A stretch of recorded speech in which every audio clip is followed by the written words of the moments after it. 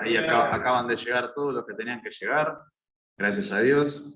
Y feliz Día del Trabajador, a todos los que no se lo dije, y a los que nos están viendo a través de las pantallas. Así que vamos a arrancar un nuevo domingo, una nueva reunión, alabando al Señor, pero siempre orando y entregando este tiempo en las manos.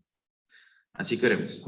Padre Santo, Dios Todopoderoso, que estás en los cielos, gracias por un día más de vida y gracias por tus cuidados y tu protección. Gracias por traernos hasta aquí, Señor, otro domingo, para celebrar la gran obra de amor que has hecho a favor nuestro, y también que un día vas a cumplir esa promesa de que volverá y se cumplirá todo lo que está profetizado. Señor, gracias. Pedimos que nos guíes, Señor, en nuestros corazones para una alabanza que te agrade, y también mueve nuestros corazones y prepáranos para recibir tu palabra este día. Agradecemos y pedimos todo en el nombre de Cristo Jesús. Amén. Vamos a arrancar con la primera canción, que si mi memoria no me falla es Grande es tu fidelidad. Vamos, bien.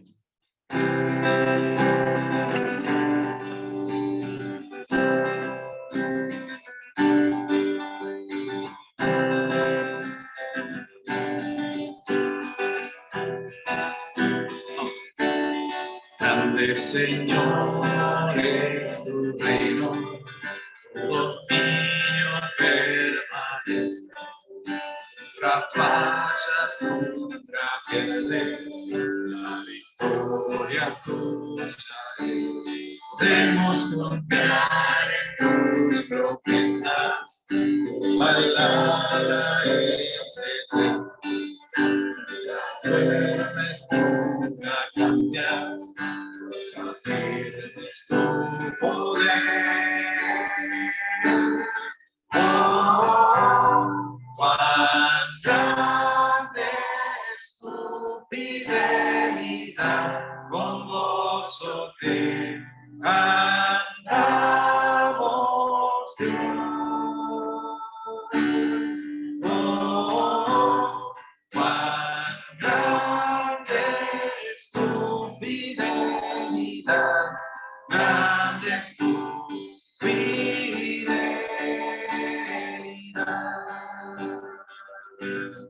Todo lo que necesitamos siempre viene de tu mano. Tú eres bueno y soberano, con tus hijos siempre fieles. Tú nos salvaste por tu gracia, te rendimos alabanzas, con amor y acción de gracias, te adoramos nuestro Rey. Oh, cuán grande es tu fidelidad, con gozo te cantamos, Dios. Oh, cuán grande es tu fidelidad, grande es tu fidelidad.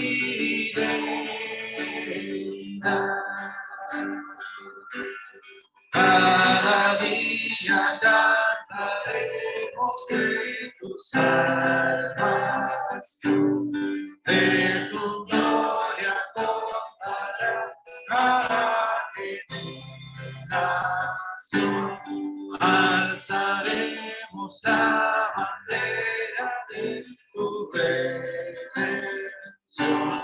Tu fidelidad será nuestra canción.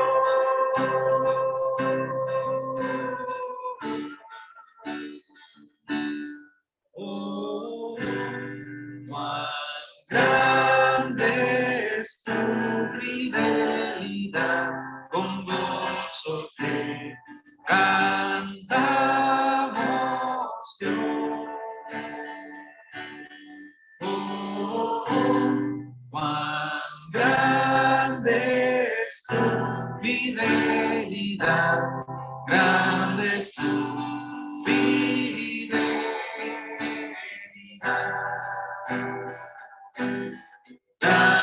es tu fidelidad.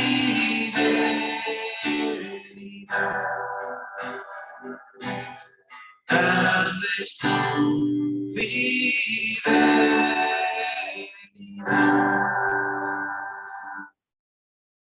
Ahí veo que tenemos unas maracas añadidas. Vamos a cantar a la siguiente canción que dice Conmigo estás.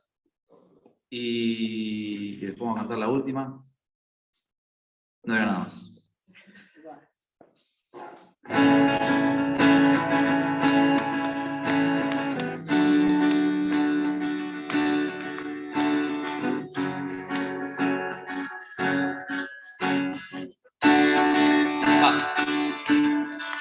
Sé que el día llegará, junto a ti podré estar, cara a cara te veré, rodeado en tu poder, se apaga mi temor, en la luz de tu amor, donde puedo encontrar tu perfecta libertad, donde fluye adoración y las calles de oración. Levantamos alabanza a ti, Señor. No hay llanto, no hay más dolor, no hay muerte, conmigo estás, conmigo estás. No hay noche, no hay aflicción, no hay culpa, conmigo estás, conmigo estás.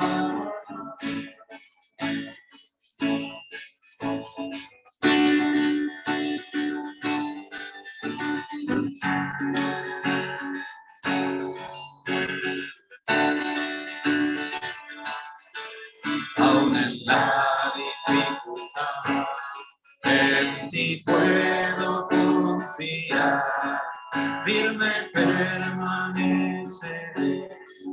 tu promesa eterna es, se levanta una canción, de sublime adoración, por tu gloria y majestad.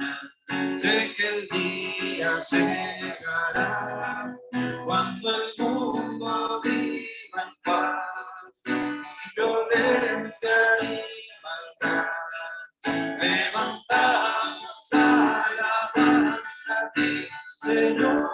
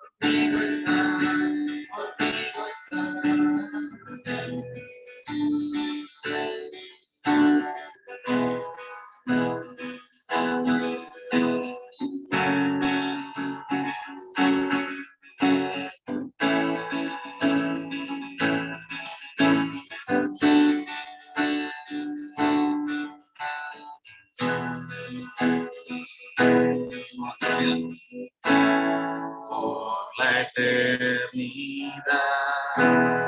mi alma ofrecerá toda gloria a ti, Señor.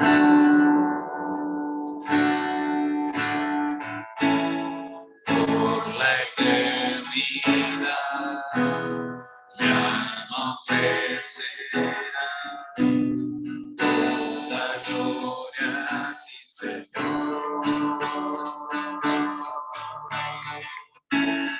Por la eternidad, mi alma ofrecerá toda gloria a ti,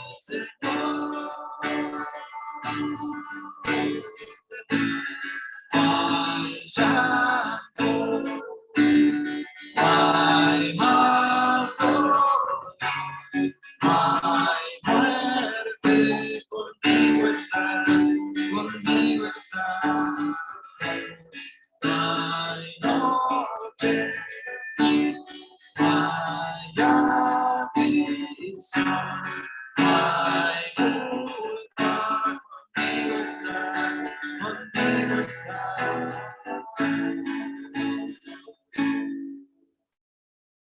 Muy bien, y para la tercera canción, el primero que levanta la mano elige. A tus pies. Muy bien, ahí Cristina, rápida. La tenía ahí en la punta de la lengua.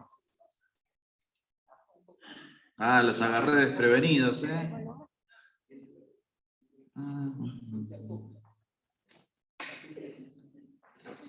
Bueno, ¿dónde estás?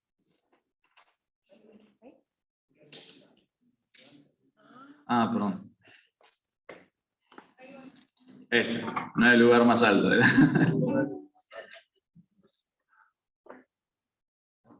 Acá estás. Muy bien. Bueno, a pedido de la hermana, Cristina, vamos a cantar la siguiente canción y después viene el pensamiento devocional.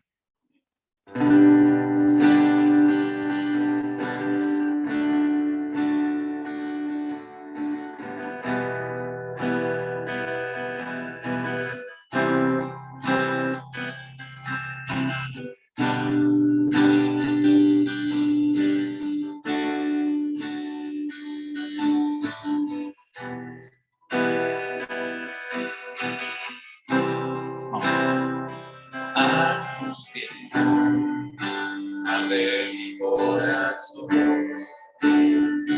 a tus pies, entrego lo que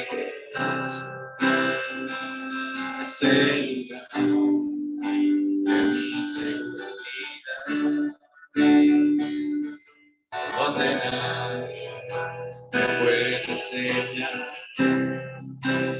Me perdonaste, me acercaste a tu presencia. Me levantaste, hoy me postro a adorarte. No hay lugar más alto, más grande que estar a tus pies, estar a tus pies. No hay lugar más alto,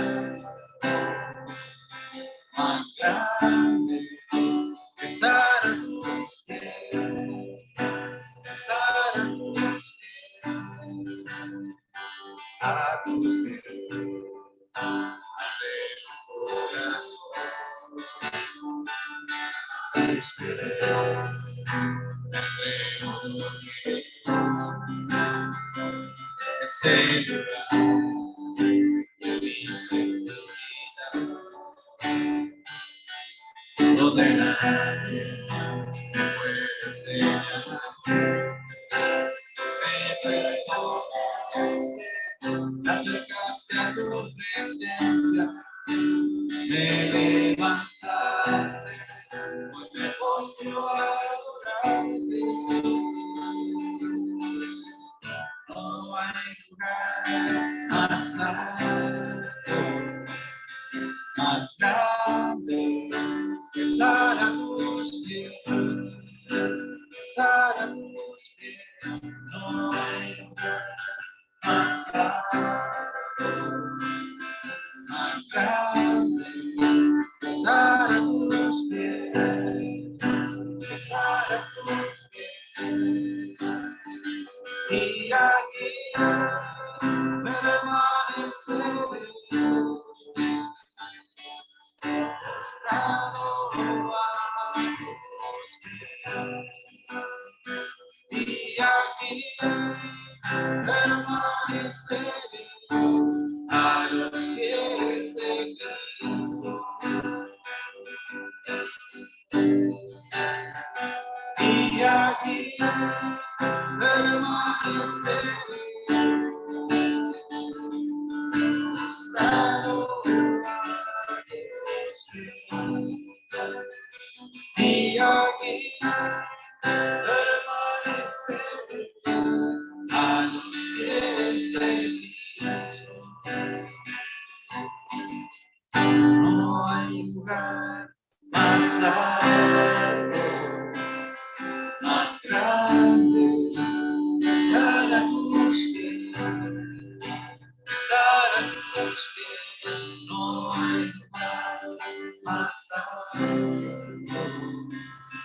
más grande, besar a tus pies, besar a tus pies.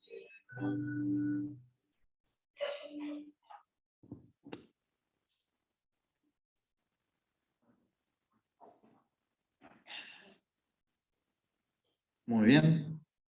Y antes de participar de los símbolos, del pan y del vino, quería pedirles que me acompañen en una lectura en el libro de Gálatas. Gálatas capítulo 3. Y vamos a arrancar desde el 23. Acá Pablo, que es el escritor de Gálatas, en los pasajes anteriores, viene hablando de la ley, ¿no? Al principio habla de la ley y la fe en Cristo, y después habla de la ley y la promesa de Dios que fue dada a Abraham.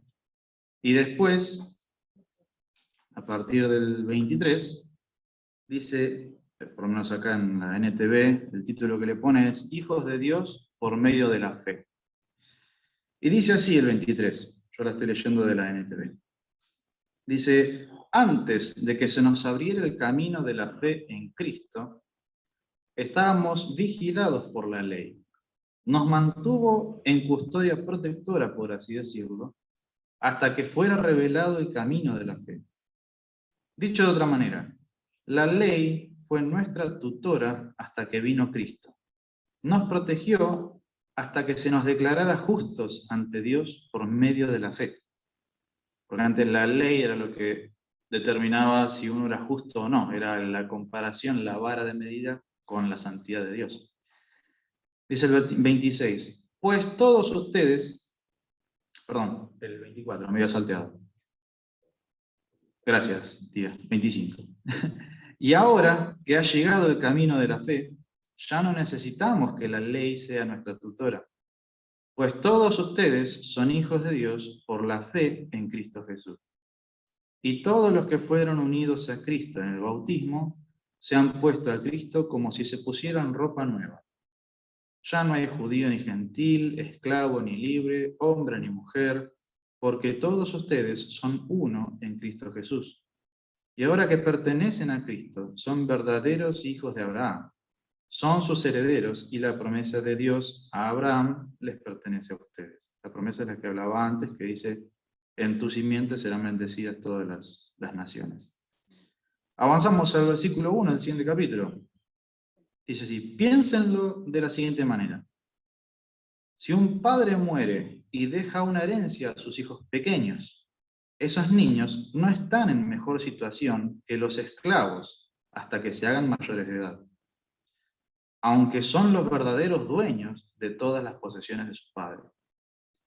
Tienen que obedecer a sus tutores hasta que cumplan la edad establecida por su padre. Eso mismo sucedía con nosotros antes de que viniera Cristo. Éramos como niños, éramos esclavos de los principios espirituales básicos de este mundo. Sin embargo, cuando se cumplió el tiempo establecido, Dios envió a su Hijo, nacido de una mujer y sujeto a la ley. Dios lo envió para que comprara la libertad de los que éramos esclavos de la ley, a fin de poder adoptarnos como sus propios hijos. Y debido a que somos sus hijos, Dios envió el Espíritu de su Hijo a nuestro corazón, el cual nos impulsa a exclamar, Abba Padre. Ahora ya no eres esclavo, sino un hijo de Dios, y como eres su hijo, Dios te ha hecho su heredero. El Abba Padre es el famoso papito querido, una expresión de un niño a su padre. Papi, papucho. No es que le vamos a decir así, pero es esa intención, esa familiaridad, exactamente. Podemos acercarnos a Dios como si fuera nuestro Padre y decirle, Padre querido, Padre amado, no simplemente Dios santo, Dios todopoderoso, aparte de que lo es, también ese acercamiento.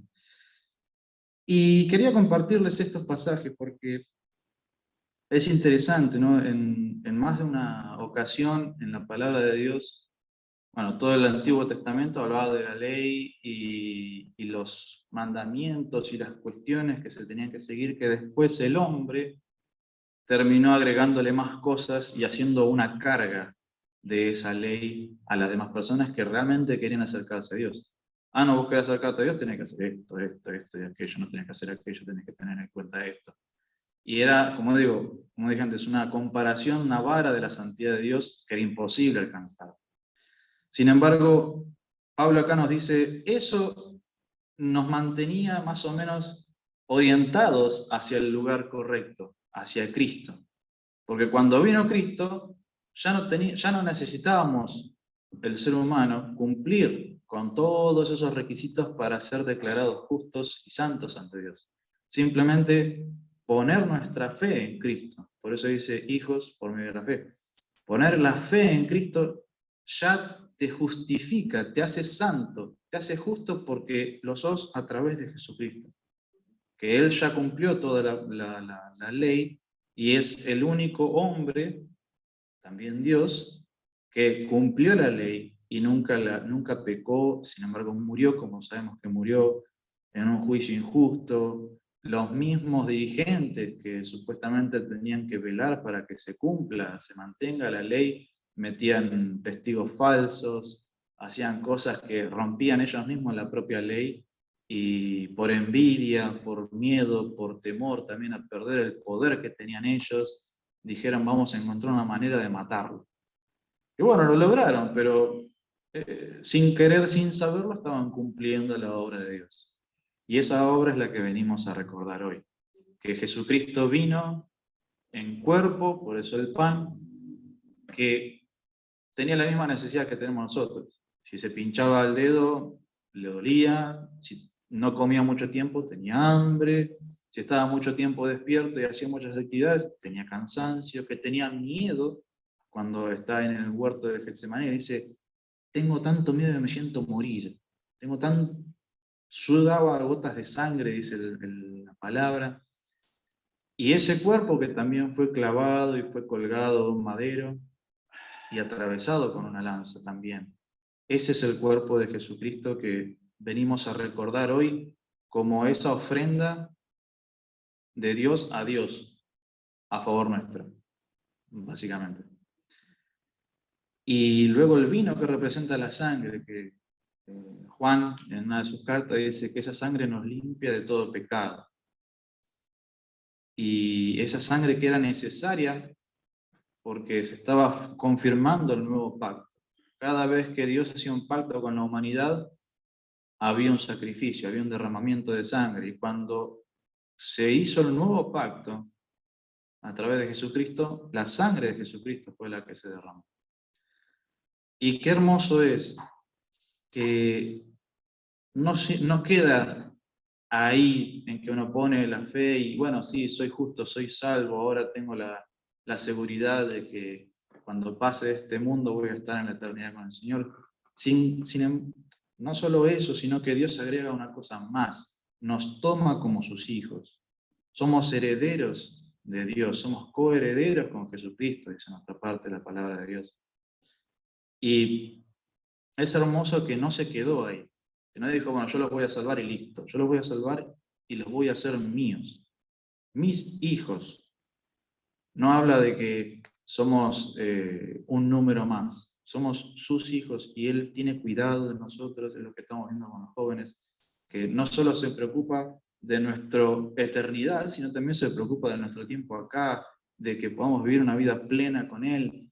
Y qué hermoso es que ese Dios, que en otras partes, y que siempre lo recuerda Walter, que dice, Dios terrible, Dios temible, ese Dios también es Dios de amor, y nos ama tanto que hizo esto, y nos puso este recordatorio para que no lo olvidemos, porque somos olvidadizos, somos colgados, algunos más que otros, y el Señor dijo, yo sé, y no quiero que se olviden, quiero que recuerden, y que también anuncien, como decía al principio, que va a venir, que va a volver, y va a venir, como le encanta decir a Walter, y como dice la palabra de Dios, va a venir como león, como conquistador, como rey, para poner orden en esta creación, que clama por ese día. Así que recordemos el sacrificio de Cristo, su resurrección, nuestras vidas, nuestra fe puesta en Él, y que somos hijos de Dios, y que Él se preocupa por nosotros y nos ama. Pero también recordemos que el día de mañana Él va a volver, y vamos a estar con Él, y vamos a vivir la eternidad con Él, alabándole, como dicen todas las profecías, en el Apocalipsis y demás. Así que agradezcámosle y buscamos vivir una vida plena, una vida que refleje que realmente somos agradecidos y tenemos en cuenta este sacrificio. Padre Santo, gracias por la vida de Jesucristo aquí en la tierra.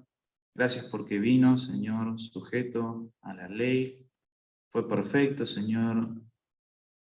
Y a pesar de todo lo que Él hizo y de toda la perfección que Él era aquí en esta tierra, Señor, su mismo pueblo lo mató. Señor. Lo mató por envidia, por temor, pero todo estaba bajo tu control y todas las profecías decían que ese justo iba a padecer.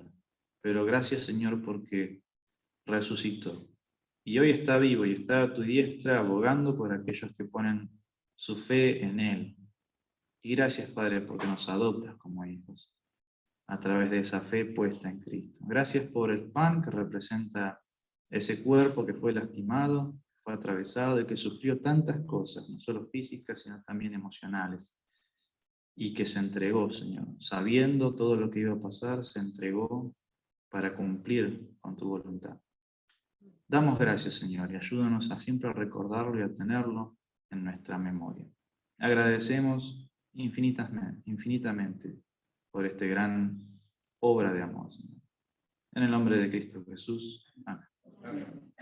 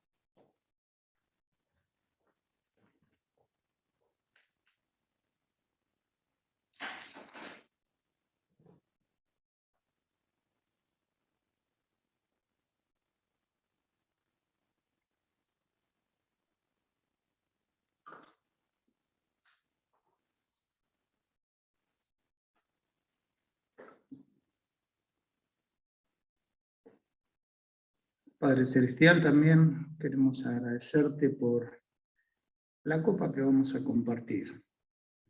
Señor, nosotros compartimos una copa de bendición, mientras que nuestro Señor entregó toda su sangre,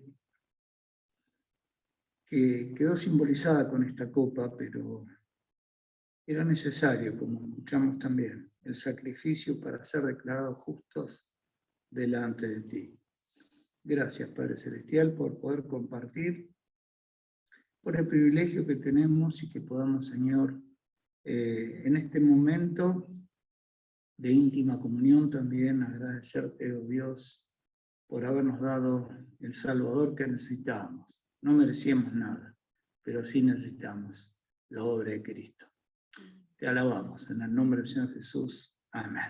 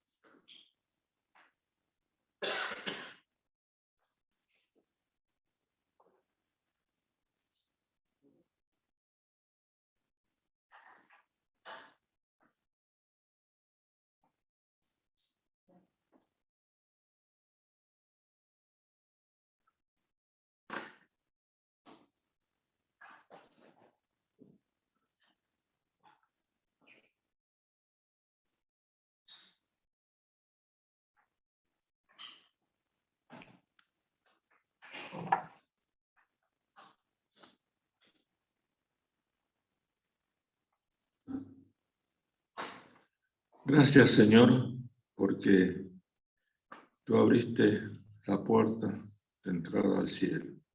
Gracias porque tu sacrificio fue total. Gracias porque esta mañana venimos con libertad a, Señor, compartir estos símbolos. Y también con libertad vamos a ofrendar a ti.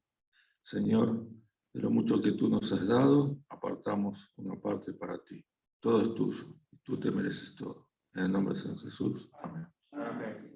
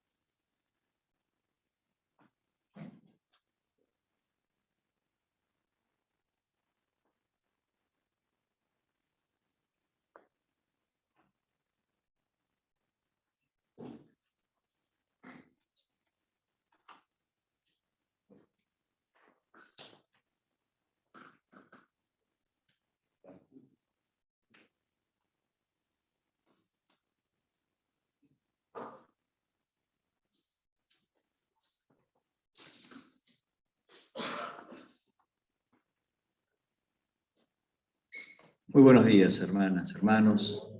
Que el Señor nos guíe con su paz.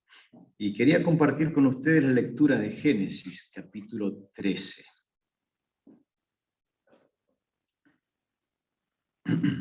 Ahí vemos una situación interesante para analizar en nuestros días. Génesis, capítulo 13, verso 1. Si lo podemos ver en la NTV, Denise.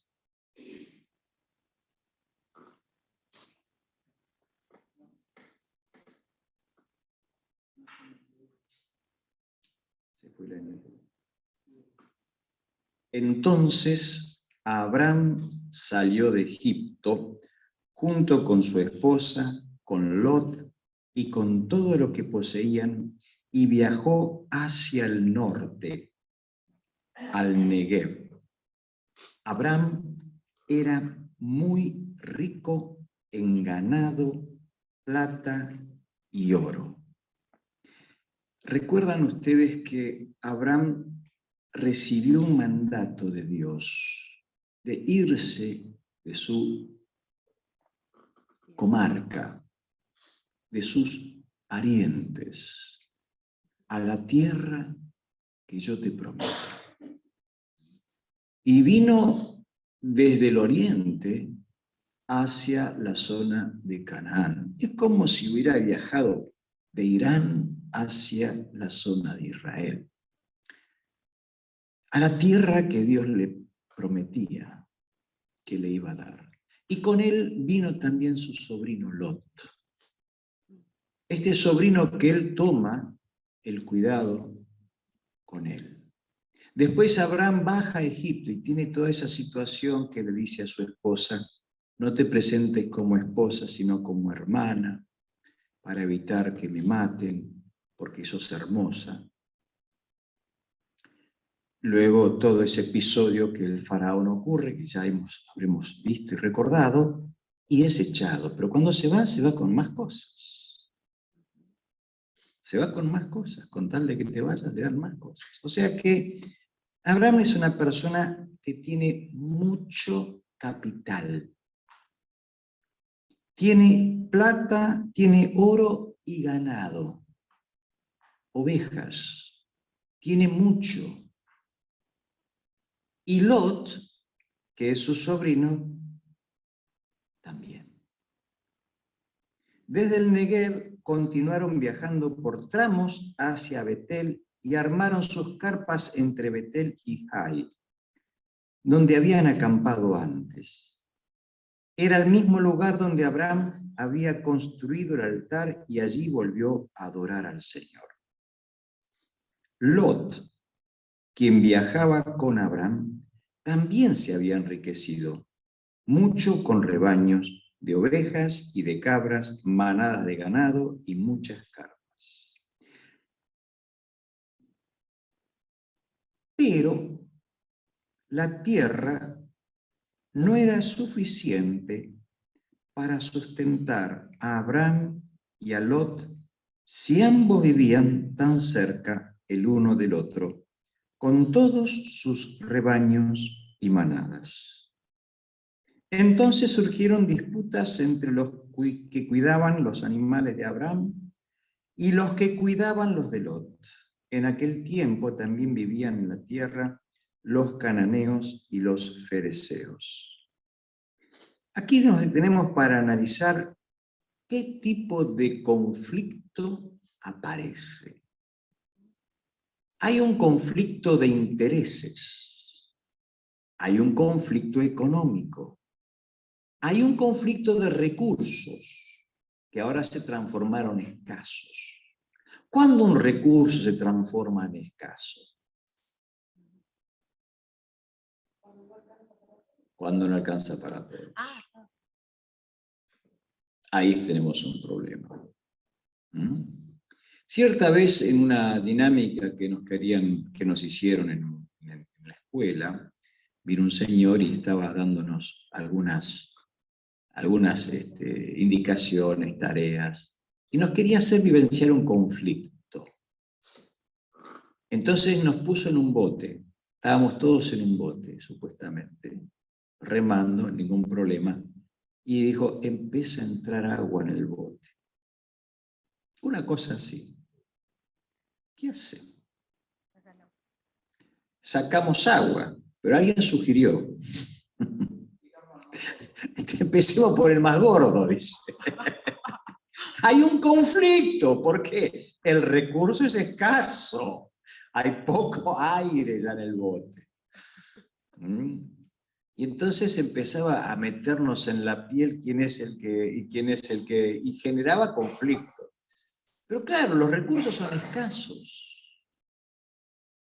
¿Cuándo en mi casa un recurso se transforma en escaso? Claro, tengo un solo televisor. ¿Qué sé? ¿Queremos ver el partido? ¿Queremos ver la novela? ¿Queremos ver los noticieros? ¿Es un recurso escaso o no? ¿Hay conflicto ahí? Claro. Cuando nosotros éramos chicos, yo era chico, José era un poquito más grande que yo, teníamos una sola radio, la de José, y teníamos que escuchar lo que escuchaba José, no había otra cosa. La espica chiquitita, la felicidad, ja, ja, ja. Ahí no había recurso escaso. ¿Por qué no había recurso escaso? Porque era el de él. Era el único y tenía dueño. Así que bueno, en casa también aparecen conflictos, porque el recurso se transforma en escaso. En el trabajo, también, ¿no? A veces el recurso es escaso. Teníamos esta vez un compañero que era una persona muy altruista. Te daba su trabajo, no tenía problema, no hacía nada, ¿no? Daba generosamente, dice. Te da hasta su trabajo, hacelo vos. Te doy lo mío. Un tipo bueno, un tipo bueno. Pero cobraba él, claro, era su trabajo, se lo daba para que lo hagas vos, pero bueno. Pero hay otros tipos de conflictos que aparecen al trabajo, ¿no? Conflictos también en el entorno de los intereses familiares. Cierta vez nuestro amigo Adrián dice, yo conozco dos familiares que tienen el mismo rubro de negocio, no vamos a decirlo porque por ahí capaz que ustedes lo conocen. Pero son dos hermanos que tienen el mismo rubro, nada más que uno tiene el negocio acá y el otro lo tiene 20 cuadras para allá. Le tirás una moneda en el medio y se arma la guerra. Se mata con una moneda, ¿no? Pero bueno, el recurso es escaso. pensamos que es escaso. Pensamos que es escaso. ¿Quién es el señor el dueño de los conflictos? ¿Quién navega dichoso en medio de los conflictos? ¿Quién tiene su flota de naves brillantemente navegando con esos vientos de conflictos? ¿Dios o Satanás? Por ese motivo, aquí vemos un conflicto bastante coherente. La tierra, si estamos tan cerca, no alcanza. Y el conflicto empieza de abajo hacia arriba. Tremendo, ¿no? Porque ¿quiénes empiezan a pelear? Los empleados. ¿Escucharon la frase? No hay peor papista, no hay más papista, uno más papista que el Papa, ¿viste? Se va más. Están defendiendo lo que no es de ellos. Pero bueno, hay que pelearse, muchachos, hay que pelearse. Veamos la sabiduría de Abraham frente a este conflicto. Estamos en el verso 6, pero la tierra no era suficiente para sustentar a Abraham y a Lot, si ambos vivían tan cerca el uno al otro. Entonces surgieron disputas entre los que cuidaban los animales de Abraham y los que cuidaban los de Lot. En aquel tiempo también vivían en la tierra los cananeos y los fereceos. Acá hay un comentario interesante, ¿no? Porque esos cananeos y fereceos terminan siendo enemigos de ellos. Y el Martín Fierro parece que se escribió en aquel entonces. Si entre ellos se pelean, saben más el Martín Fierro que la Biblia, guarda.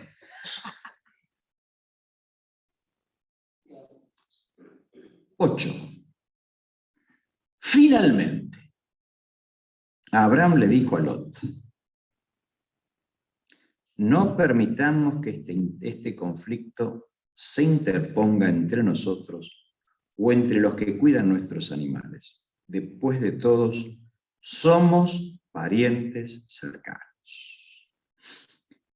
Abraham todavía no había leído la Biblia, porque no estaba escrita, pero el apóstol Pablo, en Efesios 6:12, nos da una regla que la tengo que instaurar en mi corazón, y Abraham la tenía.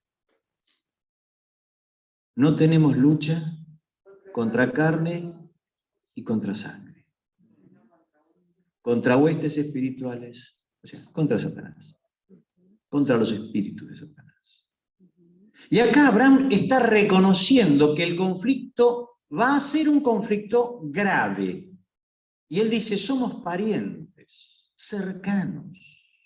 Y esto va a generar un conflicto. Hay algo que él pone por encima de sus intereses económicos. ¿Qué es lo que pone por encima? Y era un hombre rico.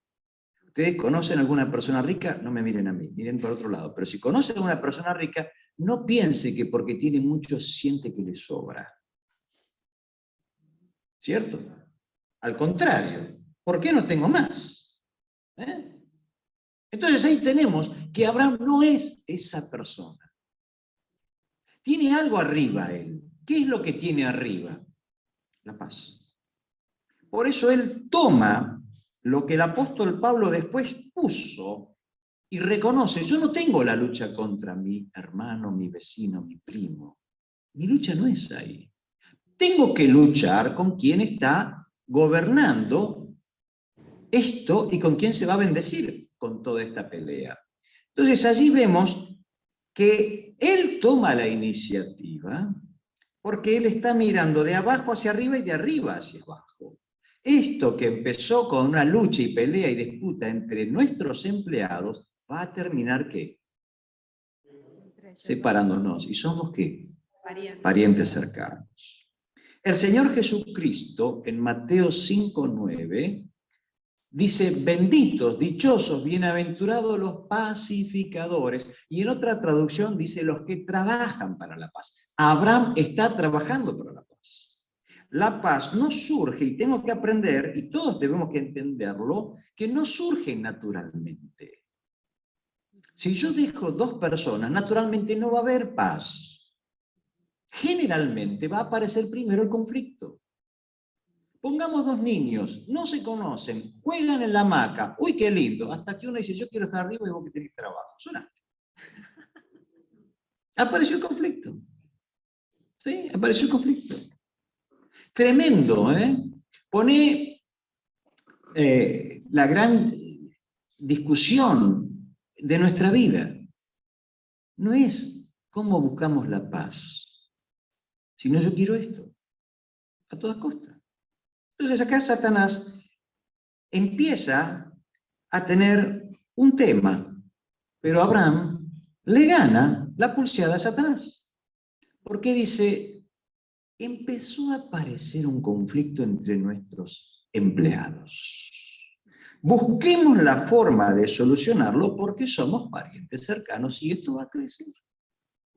Ahora, verso 9, toda la región está a tu disposición. Escoge la parte de la tierra que prefieres y nos separemos. Si tú quieres la tierra de la izquierda, entonces yo tomaré la tierra de la derecha. Si tú prefieres la tierra de la derecha, yo me iré a la izquierda.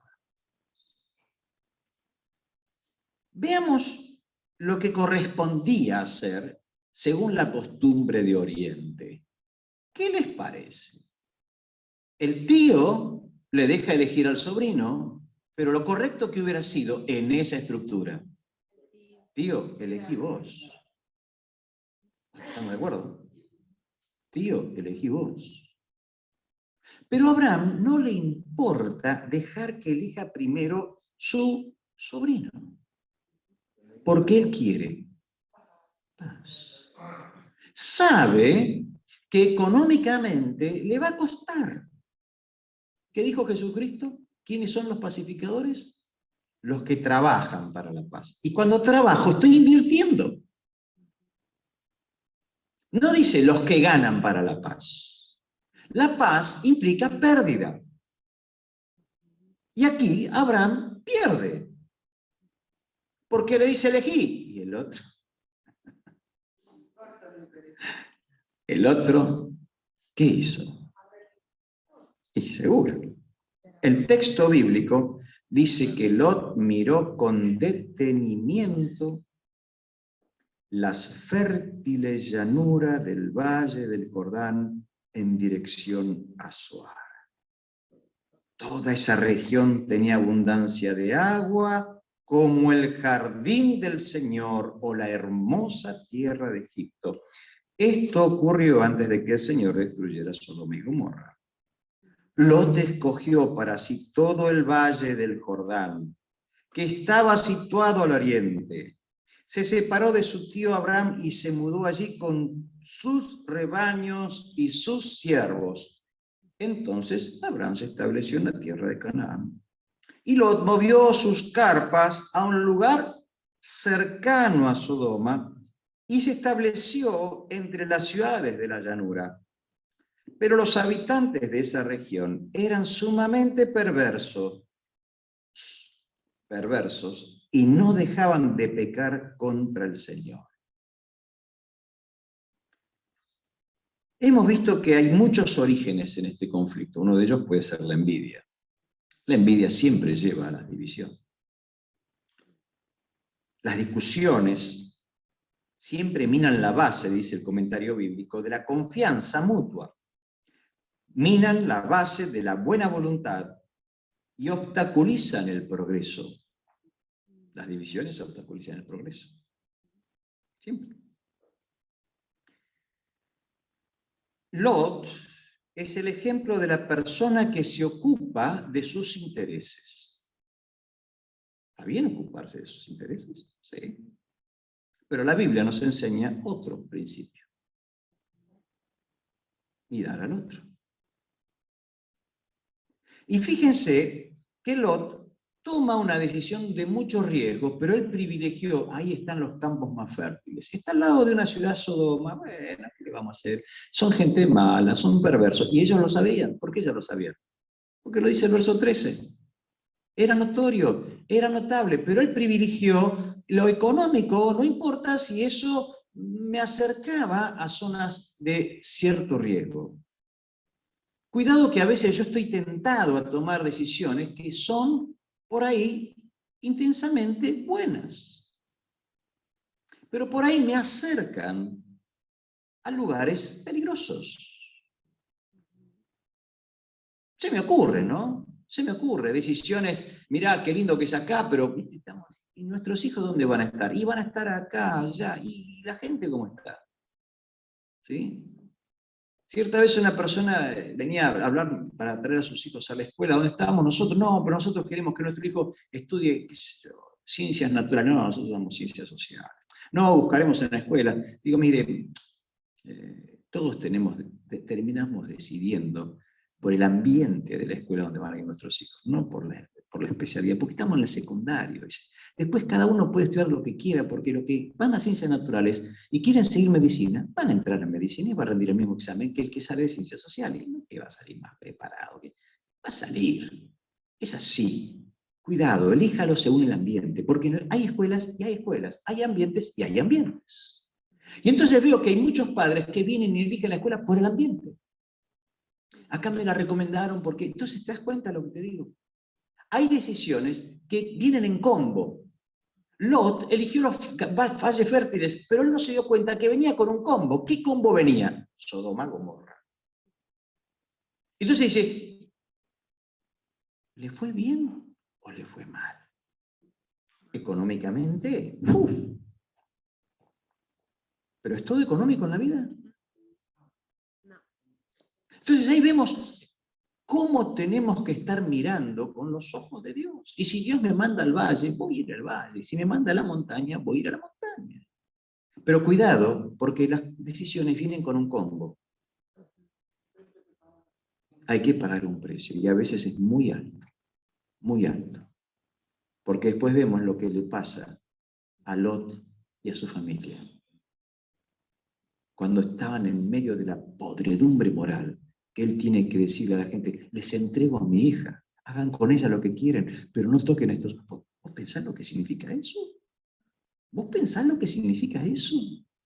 Llegar a ese estado.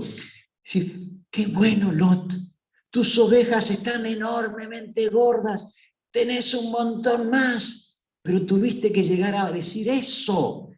Les dejo a mi hija, hagan con ella lo que quieran. ¿Ustedes se dan cuenta el tremendo bajón que llegó? Por eso, la decisión de Lot es una decisión que toma con mucho riesgo. Nada más que si fuera alguien que ilustrara esto con dibujitos animados, los ojos le haría que el signo que... No, pesos no, muchacho. Dólares. Euros. Sí, nosotros nos manejamos con plata fuerte. Seguimos. Después que Lot se fue, el Señor le dijo a Abraham, mira lo más lejos que puedas en todas las direcciones. Al norte, al sur, al oriente y al occidente. Yo te doy toda esta tierra, tan lejos como alcances a ver, a ti y a tu descendencia, como posesión permanente, y te daré tantos descendientes que como el polvo de la tierra será imposible contarlos. Recorre toda la tierra en cada dirección, pues yo te la entrego. Entonces Abraham mudó su campamento a Hebrón y se estableció cerca del robledo que pertenecía a Mamre, y allí construyó otro altar al Señor. Dos decisiones, dos caminos, dos destinos, dos finales distintos. Dios bendice a Abraham. Abraham es la persona que nos da un ejemplo de fe. ¿Qué hubiera hecho yo, siendo Abraham, si se presenta el conflicto? Difícilmente le hubiera dejado elegir a Lot. Naturaleza. O quizás difícilmente me hubiera dado cuenta de, bueno, ya se va a pasar, los chicos se van a calmar. Dos cositas resaltamos de Abraham. Descubrió inmediatamente el conflicto, no permitió que avance y tomó la decisión. En primer lugar, elegí vos. Elegí vos. Ahí vemos un principio, porque la paz implica esfuerzo, trabajo y ceder en vías de la paz. ¿Ceder qué? Lo que está dentro de lo que es, se puede ceder delante de Dios.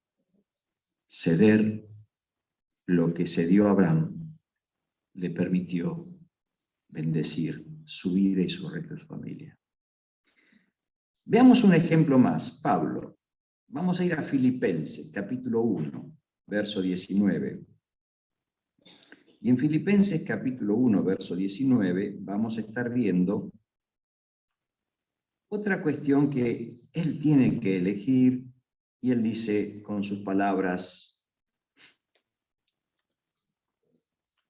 porque sé que la oración de ustedes y la ayuda del Espíritu de Jesucristo darán como resultado mi libertad. Esto nos está diciendo algo. ¿Dónde está Pablo? Preso. ¿Por qué estará preso Pablo? ¿Lo recordamos? ¿Por estafar? ¿Por robar? Por predicar el Evangelio. Por predicar. Tengo la plena seguridad y la esperanza de que jamás seré avergonzado, sino que seguiré actuando con valor por Cristo, como lo he hecho en el pasado, y confío en que mi vida dará honor a Cristo, sea que yo viva o muera. Pues para mí vivir significa vivir para Cristo, y morir es aún mejor. Pero si vivo, puedo realizar más labor fructífera para Cristo. Así que realmente no sé qué es mejor.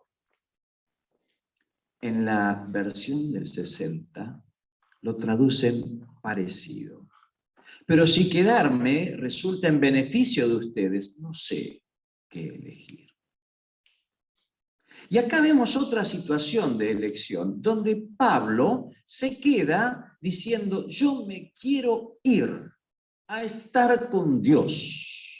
Quiero dejar este mundo y estar viviendo en la gloria de Dios. Pero si quedarme acá, y quedarme acá no era disfrutar de la costa amalfitana o ver las hermosas playas del Mediterráneo y estar plácidamente bajo un arbolito y viendo las cosas y comiendo los manjares que daba el mar. Quedar acá era seguir en la cárcel. Quedar acá sería seguir sufriendo las prisiones, la tristeza, las persecuciones, el dolor que le causan los hermanos en la fe. Pero si quedarme acá, que implica todo eso, pero resulta en bendición de ustedes, no sé qué elegir. Cuando él dice no sé qué elegir, estoy dividido, dice el verso 23, entre dos deseos. Quisiera partir y estar con Cristo, lo cual sería mucho mejor para mí, pero por el bien de ustedes es mejor que siga viviendo. Al estar consciente de esto, estoy convencido de que seguiré con vida para continuar ayudándolos a ustedes a crecer y a experimentar la alegría de su fe. Y cuando vuelva, tendrán más razones todavía para sentirse orgullosos en Cristo Jesús de lo que Él está haciendo por medio de mí. Ahí tenemos una disyuntiva, ¿verdad? Pero ¿qué elige? ¿Qué elige? Ustedes. Sé que me voy a quedar. Sé que me voy a quedar. Sé que voy a seguir preso. Sé que me van a seguir persiguiendo. Sé que van a aparecer más chichones porque me van a apedrear, azotar. Sé que voy a llorar por la angustia que me generan las trapisondas que algunos hermanos hacen. Pero sé que más de esto voy a ser más de bendición para ustedes por otras cosas. Así que elijo quedarme con ustedes. Otra situación donde pone en primer lugar los hermanos, los otros. ¿Y qué Jesús? Vamos a Mateo capítulo 20.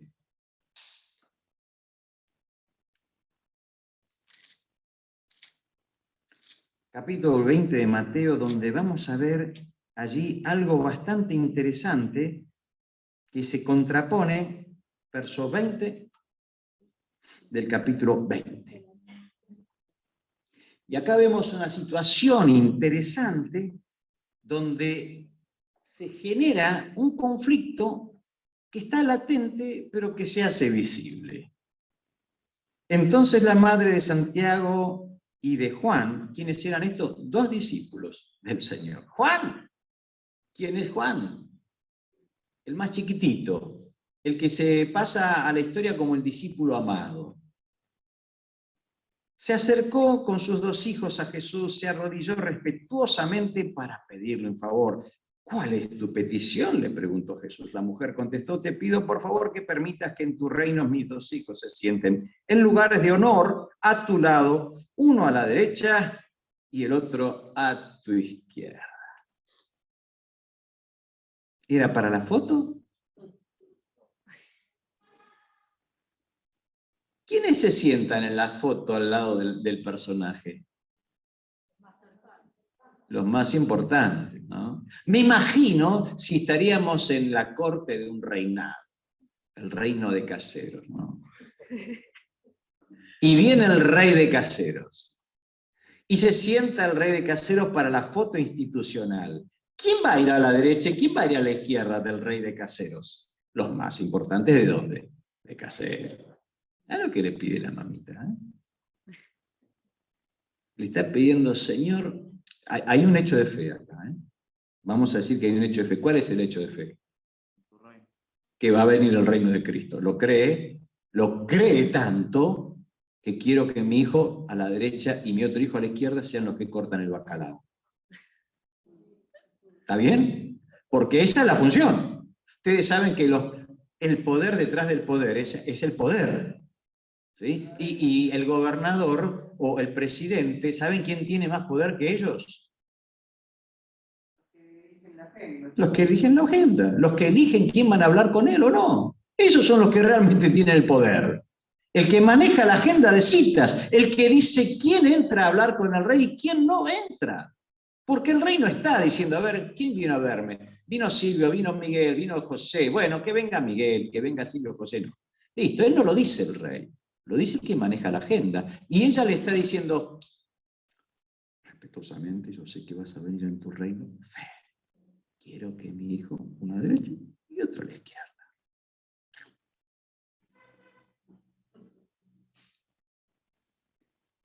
Jesús le respondió: no saben lo que piden. ¿Acaso pueden beber de la copa amarga de sufrimiento que yo estoy a punto de beber? Claro que sí, contestaron ellos, podemos. Jesús les dijo: es cierto, beberán de mi copa amarga, pero no me corresponde a mí decir quién se sentará a mi derecha y quién a mi izquierda. Mi Padre preparó esos lugares para quienes Él ha escogido. ¡Opa! ¿Se acabó el conflicto o empieza otro conflicto? ¿Qué les parece? ¿Qué conflicto empieza ahora? ¿Por qué?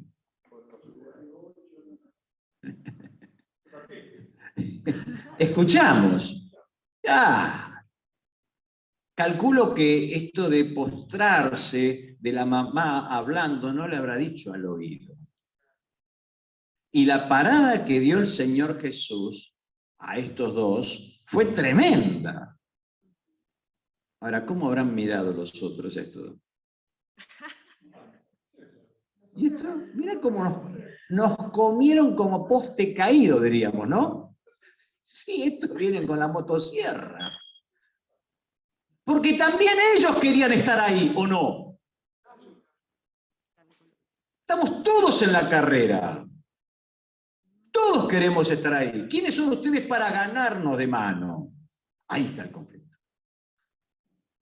El poder. Detrás del poder. Conflicto económico. Habrá. Conflicto de poder. Hay conflicto de poder. El conflicto es que todos querían estar ahí. Y los 11, 12 discípulos estaban haciendo méritos para estar ahí. Por eso aparece el conflicto. ¿Y qué hace Jesús?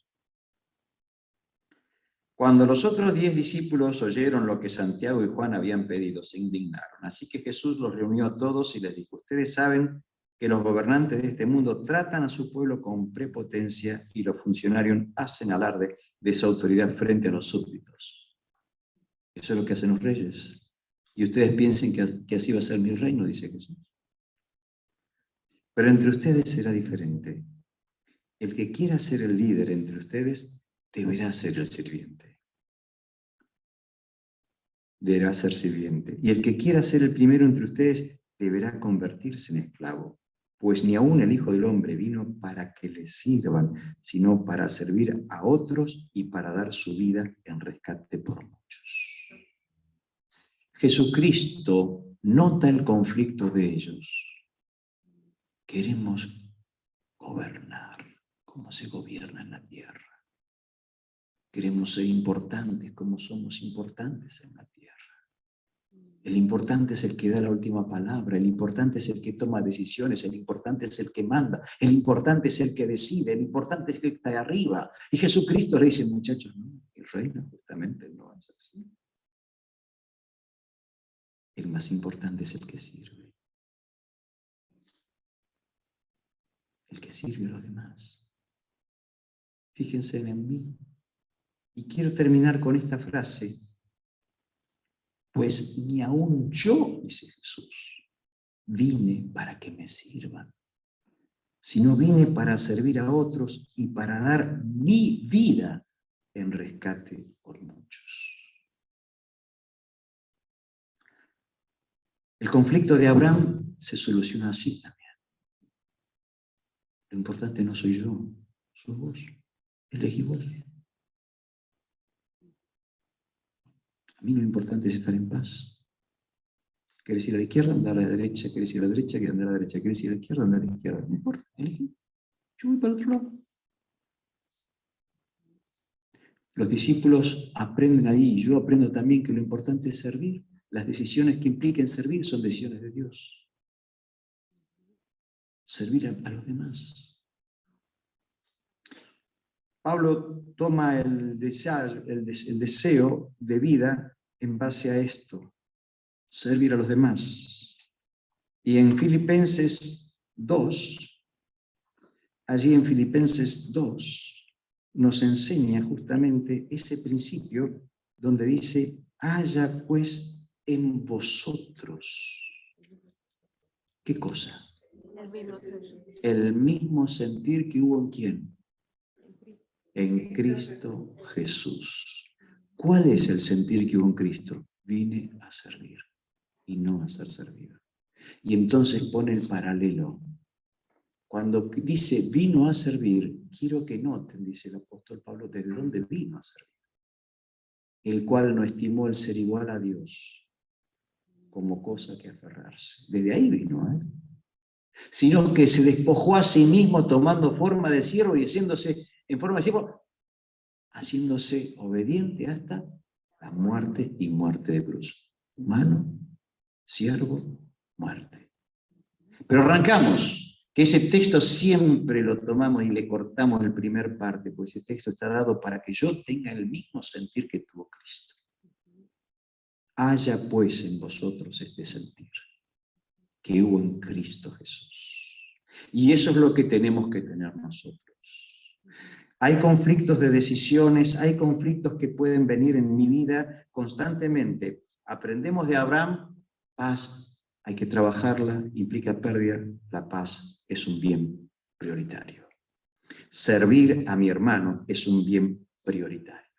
Para eso Cristo vino y para eso me trajo. Oramos al Señor. Y te invito, hermano, que reflexionemos todos en estos bienes prioritarios. La paz, servir al otro, el tomar decisiones que involucran servicio al otro y que involucran, entre comillas, pérdidas humanas en el reino del humano. Porque Cristo nos enseña que Él vino a servir, y servir implica esfuerzo, trabajo, invertir tiempo.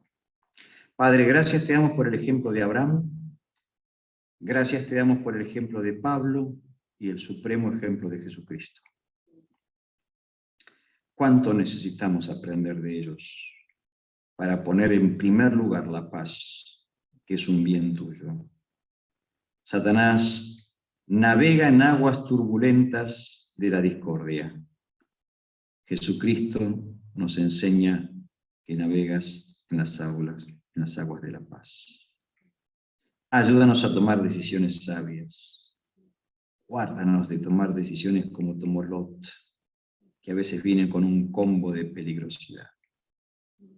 Guíanos en esta semana para tener decisiones sabias en todos los entornos de nuestra vida. En nuestra familia, en nuestro trabajo, en nuestro ocio, en nuestro tiempo, para honrarte a ti. Bendice esta iglesia, Señor, en este día. En nombre de Cristo Jesús. Amén.